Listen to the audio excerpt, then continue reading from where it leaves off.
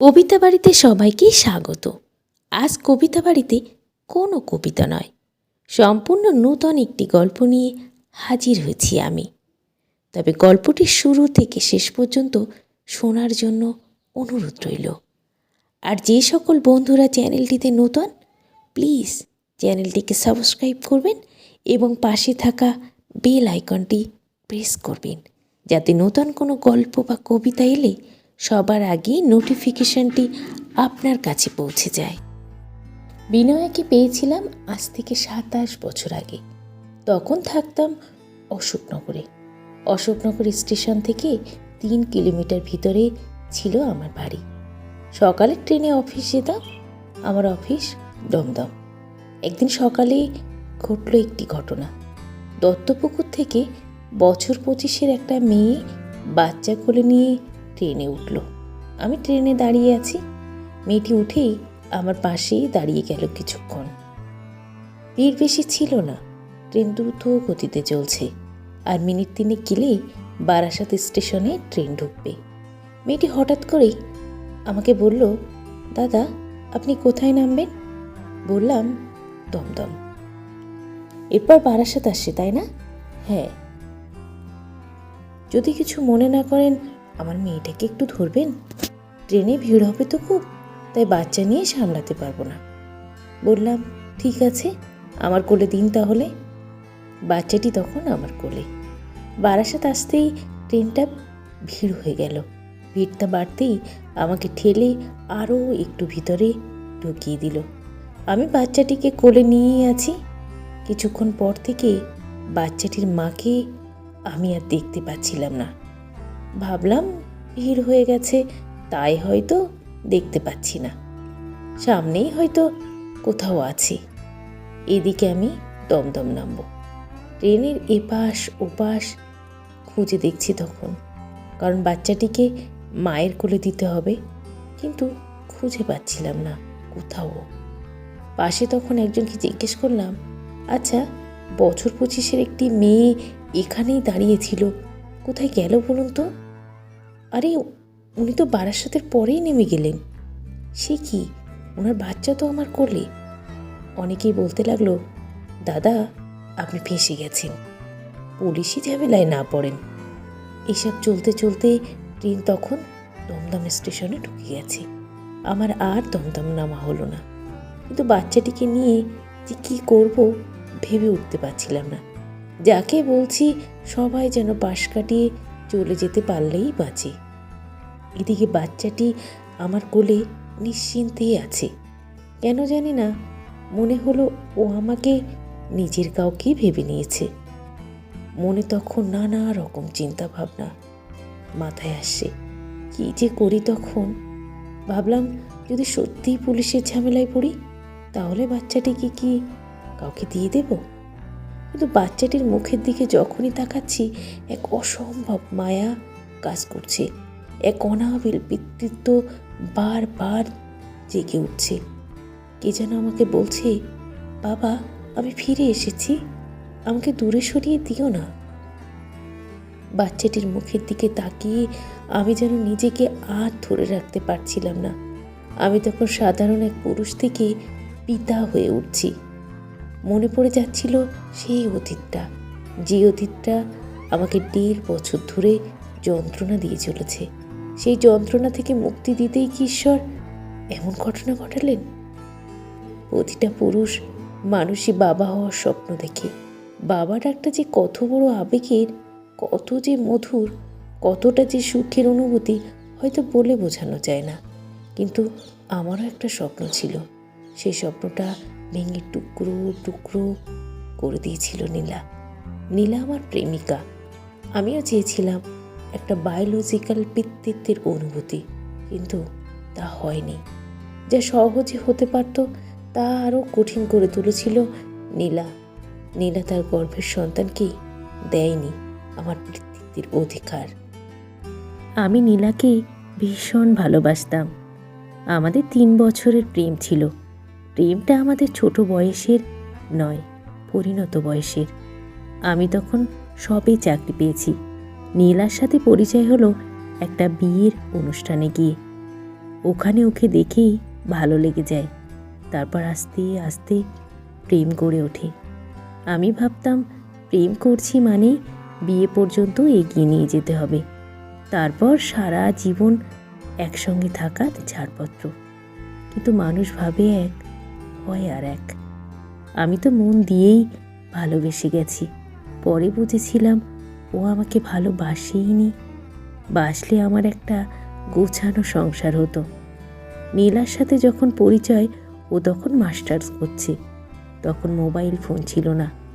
ওর যেহেতু কলকাতাতেই বাড়ি, আমি অফিস ছুটির পর প্রায় দিনই দেখা করতাম। ছুটির দিনে ভিক্টোরিয়া ঘোরা, ভালো সিনেমা দেখা, রেস্টুরেন্টে খাওয়া দাওয়া। আসলে ওই আমাকে ছুটির দিনগুলো ওর সাথে কাটানোর জন্য এনগেজ করে রাখত। ওর সান্নিধ্য আমাকে আনন্দ দিত। ওর ইচ্ছে মতো কেনাকাটা করতো, আমি কিনে দিতাম। এটা কখনো ওর দাবি বলে ভাবতাম না, ভাবতাম ওর আবদার। এক সময়ে ভালোবাসাটা এমন এক জায়গায় গিয়ে পৌঁছালো, ও বলল, আমরা তো ফিজিক্যাল সম্পর্ক করতেই পারি। বললাম, সে না হয় বিয়ের পরে হবে। বিয়ের পর? তার মানে তুমি কাপুরুষ? তবু বিয়ের পর হলেই ভালো, কারণ বিয়েটা তো হয়নি। তাতে কি, ফিজিক্যাল না হলে আমিও সম্পর্ক রাখতে চাই না। ওর ইচ্ছেতেই কয়েকবার শারীরিক সম্পর্ক হয়েছিল। একদিন ও আমাকে জানালো অনেক বড় ভুল হয়ে গেছে, আমি প্রেগনেন্ট, তাই অপারেশন করাতে হবে। আমি বলেছিলাম বিয়েটা করে নেওয়াই ভালো, কারণ দুজন দুজনকে যখন ভালোবাসি আর বিয়ে তো করবই, তখন এই পরিস্থিতিতে বিয়ে করে নেওয়াটাই সেফ। একটা পিতৃত্ব, একটা দায়িত্ব, একটা স্বীকৃতি দেওয়ার বাসনা মনের মধ্যে জেগে উঠছিল বারবার। আমার কথা শুনে ও বলল, বিয়ে? আমি তোমাকে বিয়ে করার কথা ভাবিনি। তাছাড়া শারীরিক সম্পর্ক হয়েছে মানেই বিয়ে করতে হবে, বাচ্চা নিতে হবে, এমনটা কিন্তু নয়। তোমার যদি বাবা হওয়ার ইচ্ছে থাকে, অন্য মেয়েকে বিয়ে করে নাও, আমি পারবো না। আর অ্যাবর্শনটা আমাকে করাতেই হবে। তুমি ভাবলে কি করে এই অনাগত সন্তানের দায় নিয়ে নিজের কেরিয়ার নষ্ট করব? এতটা কষ্ট পেয়েছিলাম, ভাবিনি নীলা এভাবেই আমাকে ঠকাবে। অ্যাবর্শন করানোর পর ও আমাকে ছেড়ে চলে গেল। নিজেকে ভীষণ অপরাধী মনে হয়েছিল সেদিন। মনের দিক থেকে ভীষণ ভেঙে পড়েছিলাম। আমি নীলাকে স্বীকৃতি দিতে চেয়েছিলাম, নীলার গর্ভের সন্তানের বাবা হতে চেয়েছিলাম, কিন্তু নীলা চায়নি।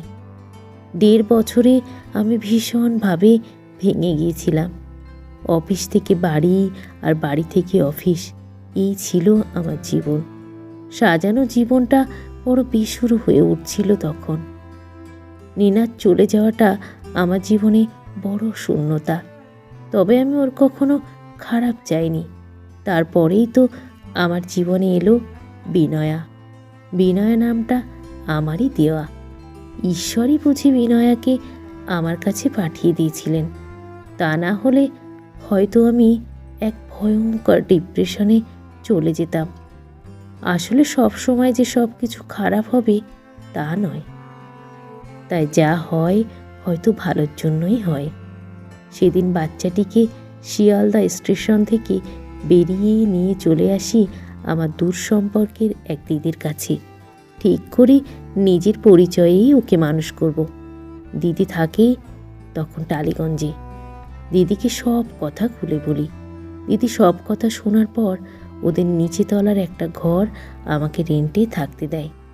তখন থেকে টালিগঞ্জেই আমি থাকতে শুরু করলাম। আর সপ্তাহে একদিন অশোকনগর যেতাম।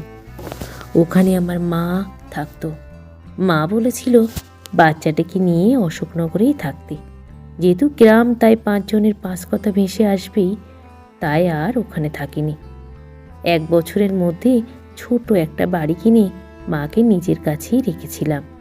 একজন আয়া অবশ্য থাকতো মেয়েকে দেখাশোনার জন্য। মেয়ে বড় হতে লাগলো। ভাবলাম একজন মা যদি পারে, তবে আমি পারবো না কেন? আমিও তো বাবা, আমাকে পারতেই হবে। আমি আর বিয়ের পথে পা বাড়ালাম না।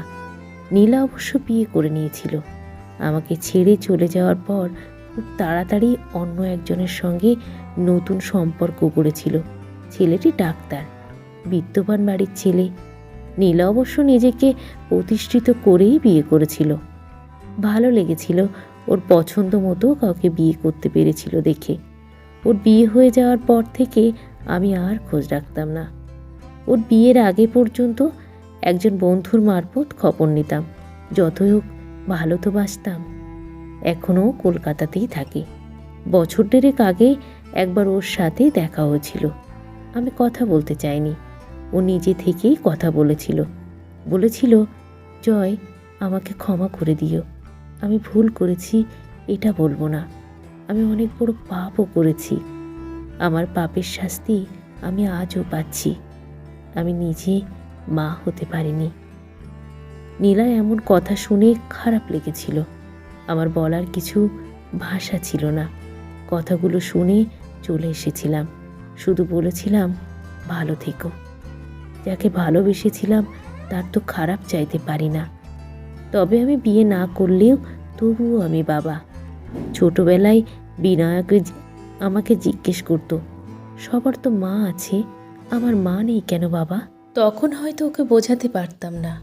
একটু বড় হতেই সব সত্যিটা ওকে বলেছিলাম। ও বুঝেছিল। তবে এটা ভেবে ভালো লাগে, আমি হয়তো বিনয়ের বায়োলজিক্যাল ফাদার নই, তবু আমি তোর বাবা। বিনয়ও বারবার বুঝিয়ে দেয় যে আমি ওর বাবা। এই তো আজ প্রথম দিনই কলেজ থেকে ফিরে সন্ধ্যায় বাড়িতে একটা ঘরোয়া পার্টির আয়োজন করেছে। ওর বেশ কিছু বন্ধুবান্ধবও এসেছে। আমি যখন হেসে জিজ্ঞেস করলাম, কিসের জন্য এই আয়োজন রে মা? নতুন চাকরি পেয়েছিস তার জন্য পার্টি? ও হ্যাঁ, বলা হয়নি। বিনয় রিসেন্ট চাকরি পেয়েছে। অ্যাসিস্ট্যান্ট প্রফেসর হিসেবে জয়েন করেছে কলকাতারই একটা কলেজে। বিনয়ের চাকরি পাওয়াতে আমি সব থেকে বেশি খুশি হয়েছি। আমি পেরেছি বিনয়কে মানুষের মতো মানুষ করে তুলতে। সে যাই হোক, বাড়িতে পার্টি অ্যারেঞ্জের কারণ জিজ্ঞেস করতেই বিনয়া হেসে বলল, তুমি কি আজকাল কিছুই খবর রাখো না বাবা? আজকে দিনটা যে তোমার জন্য। আমার জন্য মানে? আজ ফাদার্স ডে। আজ কেন ফাদার্স ডে হতে যাবে? আমাকে ভুলভাল বুঝিয়ে দিলে হবে? বিনয় হাসতে হাসতে জড়িয়ে ধরে বলল, বাবা, তুমি কেন বোঝো না? আমার কাছে ফাদার্স ডে বলে আলাদা কিচ্ছু নেই। বছরের সব দিনগুলোই আমার কাছে ফাদার্স ডে। আমাকে এমন একটা সুন্দর জীবন উপহার দিয়েছ তো তুমি। তাই তুমিই আমার স্বর্গ। আমার পৃথিবী জুড়েই তুমি। আমার জীবনের সব থেকে খুশির দিনটা না হয় তোমার জন্য তোমার দিন হিসেবেই থাকো। মনে মনে বললাম, হ্যাঁ রে মা, তুই আমার নয়নমণি, আমার পৃথিবী। তোর পৃথিবীতেই আমি বেঁচে আছি। বাড়িতে আজ খুশির বন্যা, কত আনন্দ, কত খুশি। আমি নীল রঙের ব্লেজার আমার খুব প্রিয়। আমার জন্য বিনয়া কিনে এনেছে একটা নীল রঙের ব্লেজার। পরিয়ে দিয়ে আমায় বলল, আজ আমার যত সাফল্য সব তোমার জন্য।